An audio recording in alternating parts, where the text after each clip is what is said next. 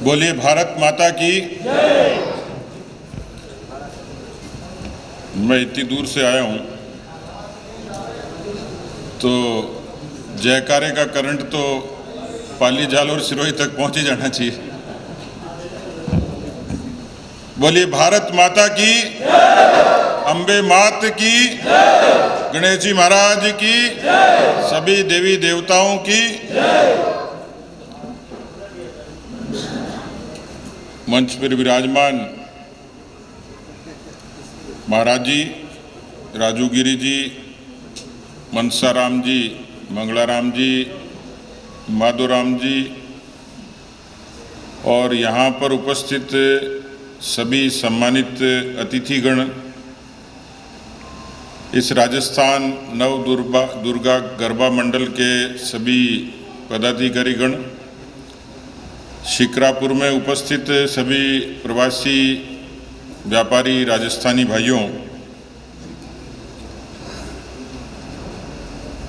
और आज के इस आयोजन के जितने भी लोग हैं जिन्होंने बहुत ही कम समय में एक सुंदर सा कार्यक्रम ये आयोजित किया। हम सब लोग लोक संग्रह वाले कार्यकर्ता हैं और कई बार घंटों तक काम करते हैं। तो मुझे कई बार लोग पूछते हैं कि आप नेता लोग थकते नहीं हो क्या? आपकी एनर्जी का राज क्या है? हमारी ऊर्जा का राज आप लोग ही हो।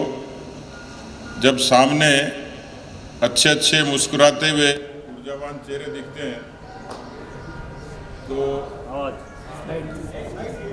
अब ये राजस्थान होता तो मैं ये कहता अशोक गहलोत ने काट दी।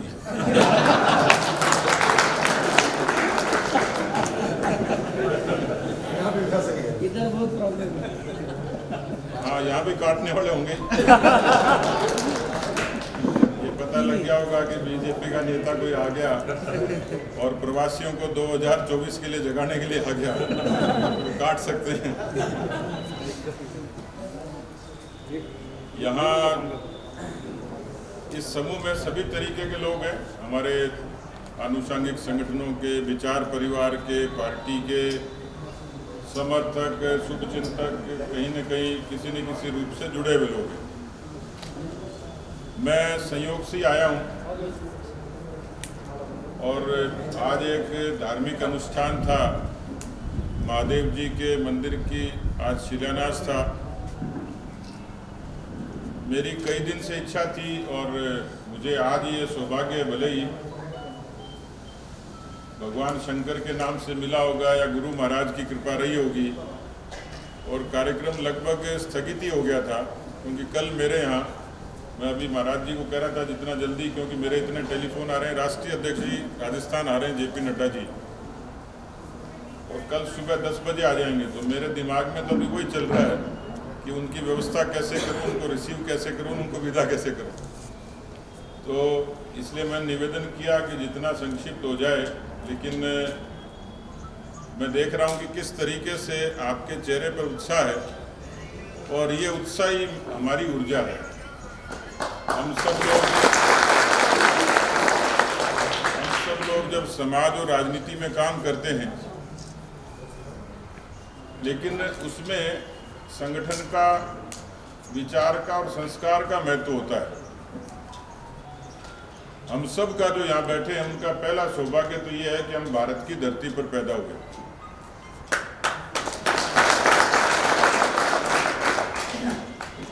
अपने पहले राष्ट्रपति हुए स्वर्गीय एपीजे अब्दुल कलाम साहब का एक छोटा सा किस्सा याद आता है कि उनको जब राष्ट्रपति के लिए नामांकन तय हुआ तो प्रमोद महाजन जी उस समय प्रधानमंत्री कार्यालय के मंत्री थे। उन्होंने पूछा, कलाम साहब आपका राष्ट्रपति के नामांकन का कौन सा मुहूर्त ठीक रहेगा? उन्होंने बहुत खूबसूरत जवाब दिया। उन्होंने कहा, भैया भारत की धरती पर पैदा होना ही सौभाग्य शुभ मुहूर्त है, तो आप किसी और यदि दुनिया में सब जगह घूम के आओगे तो कोई किसी देश की सुविधा की चर्चा करेगा, कोई भौतिक विलास की चर्चा करेगा, कोई चकाचौंध की करेगा, लेकिन घूम फिर के अपनी झोपड़ी में आके दाल रोटी खा के यही कहता है कि दुनिया का सबसे अच्छा देश है तो भारत ही है। हर आदमी को अपनी खाट और अपनी झोपड़ी सबसे बढ़िया लगती है, दुनिया का खूबसूरत जगह वही होती है। तो भारत में पैदा होना सौभाग्य है।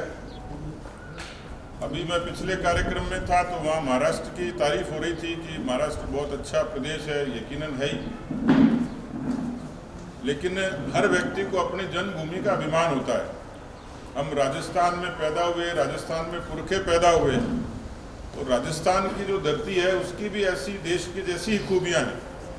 तो हम सब सौभाग्यशाली हैं कि हमें वीर महाराणा प्रताप की भूमि पर जन्म लेने का सौभाग्य मिला, और आपका सौभाग्य दुगना हो गया कि आपको वीर शिरोमणि छत्रपति शिवाजी महाराज की धरती पर जन्मभूमि से कर्मभूमि तक ये सारा वीरता का, शौर्य का, स्वाभिमान का सफर है। लेकिन मैं इसलिए आनंदित होता हूं कि मैं जहां भी जाता हूं, और पिछले लगभग एक हफ्ते से देश के कई हिस्सों में गया, बेंगलोर गया, सूरत गया, अहमदाबाद था, मुझे अभी तक कोई ऐसा व्यक्ति नहीं मिला जिसने राजस्थान के मजदूर की, राजस्थान के मैनेजर की और राजस्थान के मालिक की बुराई करी हो। उन्होंने कहा साहब ये लोग परिश्रम करते हैं तो हमारे प्रदेश में आर्थिक तरक्की आती है। ये परसों की बात है कि परसों हमारे भूपेंद्र पटेल जी ने गुजरात राजस्थानी मैत्री संघ के होली के स्नेह मिलन के समारोह में खुले मंच से कही कि गुजरात की तरक्की में राजस्थान के लोगों का बड़ा योगदान है, और ऐसा योगदान महाराष्ट्र की तरक्की में मुझे इतना अंदाज नहीं था। मैं तो पूना भी पहली बार ही आया हूँ, सुनता था, लेकिन इतनी तादाद होगी और इतना परिश्रम करते होंगे, और इस तरीके से आपकी यहाँ संपन्नता भी है और समरसता भी है। अकेली संपन्नता से काम नहीं होता, लेकिन आपकी जो बॉन्डिंग है वो इतनी जोरदार है कि मुझे इतनी खुशी हुई कि सब बड़ी नज़र से देखते हैं, तो हमें फिर वो इंद्रधनुष के रंग ही चाहिए होते हैं, तो वो रंग आपने यहाँ बिखेरे हैं।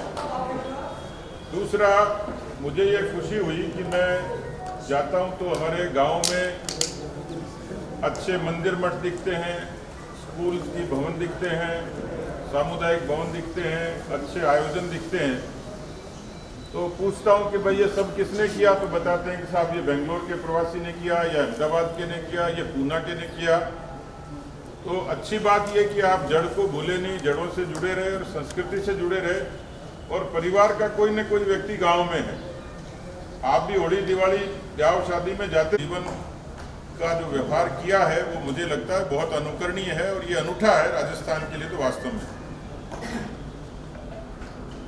मैं आया तो सामान्य मेल मिलाप के लिए, मेरा कोई एजेंडा नहीं है, लेकिन कुछ जगह मैं जब जाता हूँ तो मैं उसको ईर्ष्या तो नहीं कह सकता, उसको प्रतिस्पर्धा भी नहीं कह सकता, लेकिन मन में ये उत्कंठा जरूर होती है कि काश कुछ ऐसा राजस्थान में भी हो जाए कि इतने वर्षों तक यहाँ 1000 किलोमीटर से 1500 किलोमीटर से चल के कोई आता है तो स्वाभाविक है, रोटी के जुगाड़ के लिए आता है, जीवन यापन के लिए आता है, अच्छे व्यापार के लिए आता है, मजदूरी के लिए भी आता है। तो भविष्य में क्या कुछ ऐसा हम सोच सकते हैं, सामान्य चीजें कि जिनके आधार पर ज़्यादा नहीं। और मैं जब गुजरात में इसकी चर्चा कर रहा था तो एक गुजरात के हमारे नेता भावुक हो गए, तो बोले नहीं हम गुजरात से राजस्थानियों को नहीं जाने देंगे। मैंने कहा मैं ले जाने नहीं आया हूँ, मैं ले जाने नहीं आया हूँ।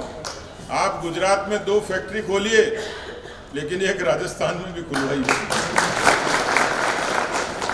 ये सिंपल सा मैथमेटिक्स है, मैं कोई बहुत ज़्यादा गुणा भाग की बात नहीं कर रहा, लेकिन ये मेरे मन में उत्कंठा है कि हम जिस पीढ़ी में हैं, जो चारों तरफ तरक्की देखते हैं, और किसी ज़माने में सहूलियत नहीं थी।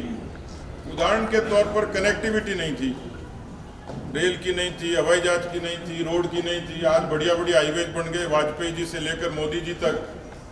अभी जो हाईवे बन रहा है वो तो ऐसा होगा कि 12 घंटे में दिल्ली से मुंबई पहुंच जाएंगे। तो चीज़ें बदल रही हैं। इतनी ट्रेन्स नहीं थी, इतनी फ्लाइट नहीं थी।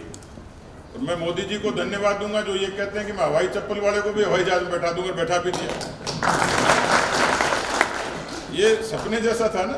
नहीं तो मैं देखता हूँ कई बार अच्छे अच्छे मजदूरी वाले भी हमारे साथ आते हैं फ्लाइट में। तो ये बदला है चीज़ें, अच्छे घर दिखते हैं, बच्चे कई जगह पढ़े, अच्छे स्कूलों में पढ़ते हुए दिखते हैं। पॉलिटिकल विल पावर और ब्यूरोक्रेसी का कमिटमेंट, इन दोनों की साम्यता होती है तो कोई प्रदेश तरक्की करता है। कई बार ब्यूरोक्रेसी डाइवर्ट हो जाती है, कई बार पॉलिटिकल विल पावर नहीं होती है, या कई बार परिस्थितियां ऐसी बन जाती हैं। तो इन चीज़ों को हमने आसपास के प्रदेशों से देखा है कि वहाँ निवेश आता है। क्यों आता है? शांति है। क्यों आता है?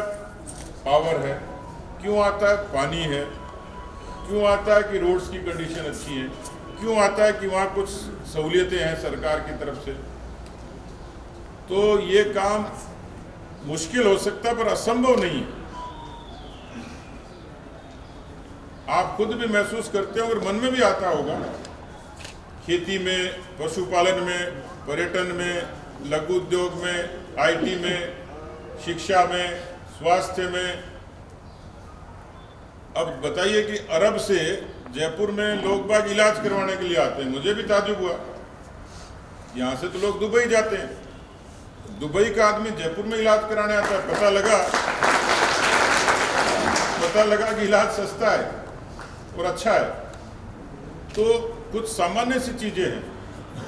कुछ दूसरे प्रदेशों ने कुछ चीज़ों को ठीक किया, जैसे केरल में, छोटा सा प्रदेश लेकिन टूरिज्म को उसने ऐसा अलंकृत कर दिया, जबकि टूरिज्म की संभावना राजस्थान में सबसे ज़्यादा है। दुनिया का हर तीसरा पर्यटक जो भारत की धरती पर कदम रखता है वो राजस्थान जरूर आता है। लेकिन आकर क्या होता है कि उसको अच्छे वॉशरूम नहीं मिलते, उसको वाईफाई नहीं मिलता, सामान्य सी चीज़ें हैं। पर परिस्थितियों के कारण, विजन के कारण, किसी न किसी कारण वो सब नहीं हो पाती हैं। इसलिए उसके मन में ये आता है कि मैं क्यों जाऊं या क्यों समय खराब करूं। कोई इन्वेस्टर आने की सोचता होगा तो उसको इतना एक्सप्लॉइट किया जाता होगा कि वो डिसअपॉइंट हो जाता है, निराश हो जाता है। तो कुल मिलाकर ऐसे सब कामों के लिए और बहुत सारी चीज़ें हैं। कभी दोबारा समय मिलेगा तो एक अच्छे फोरम पर चर्चा करेंगे। लेकिन आज आपके बीच में ये प्रश्न भी छोड़ के जाता हूँ, सुझाव के लिए निवेदन छोड़ के जाता हूँ कि आपको अपने अनुभव से किसी भी रूप में अपने अपने क्षेत्र में कहीं कोई संभावना दिखे, उस पर आप अपना सुझाव निश्चित रूप से दे सकते हैं। आजकल माध्यम खूब है, मेल है, व्हाट्सएप है, टेलीफोन है, आपका अपना नेटवर्क है। कोशिश करेंगे कि ऊना का भी एक अच्छा ग्रुप बन जाए जिस पर आपके सलाह सुझाव मिले। सुबह मुझे कुछ लोगों ने ट्रेन की सुविधाओं के लिए कहा है, मैंने उनको आश्वस्त किया है कि खासतौर पर जोधपुर से फ्रीक्वेंसी बढ़े, उसके लिए मैं व्यक्तिगत रूप से मंत्री जी से बात करूंगा। ये मैंने कहा है। कुछ और भी बातें हैं जो आपके मन में हो सकती है, लेकिन आज केवल क्योंकि मैं खाली सामान्य रूप से आपसे होली की रामा क्षमा करने आया हूँ और वो अवसर मुझे महाराज जी ने और मनसाराम जी ने उपलब्ध करा दिया, इसलिए मैंने आज इस मंच के निर्देश को पूरा करते हुए अपनी बात रखी है। मैं इतना ही मंगल कामना करूंगा कि आप सबके परिवार पर माता जी की कृपा बनी रहे, सुख समृद्धि और स्वास्थ्य आरोग्य सब बना रहे। और आप सब लोगों ने मेरे जैसे एक साधारण कार्यकर्ता पर जो स्नेह लुटाया, जो आशीर्वाद दिया, उसके लिए मैं बहुत बहुत आभारी हूँ। और ख़ासतौर पर हमारे यहाँ के पार्टी के स्थानीय जो महाराष्ट्र के इस क्षेत्र के मंडल से लेकर ज़िले तक के जो पदाधिकारी हैं, जिन्होंने आज हमें इस राजस्थानी समाज में आशीर्वाद दिया, उनका भी मैं बहुत बहुत आभारी हूँ। ये स्थान की कल्पना नहीं थी, लेकिन मुझे लगता है कि बहुत अच्छी निष्ठा से आपने इसको विकसित किया है, तो इस स्थान की भी महिमा बने, ऐसी भी कामना करता हूँ। धन्यवाद।